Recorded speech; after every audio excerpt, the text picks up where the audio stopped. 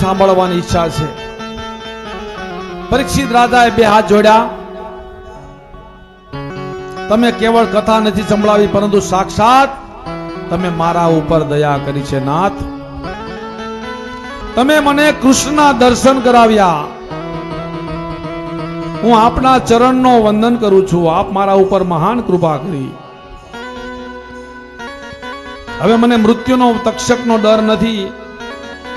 રાજન, તારા હિસાબે શ્રી કૃષ્ણ કથા કરવાનું ફળ મળ્યું. રાજા, જ્યાં સુધી અહીં રહીશ ત્યાં સુધી તક્ષક નહીં આવી શકે. હવે તમે મને રજા આપો. પરીક્ષિત સુખદેવજીને આજે મહારાજની પૂજા કરી. સુખદેવજી પરીક્ષિતના મસ્તક ઉપર પોતાના હાથ પધરાવ્યો. તે સમયે પરીક્ષિત ભગવાનને દર્શન થયા છે. સુખદેવજી અને બીજા સંન્યાસીઓ વિદાય થયા. બોલીએ સુખદેવજી મહારાજ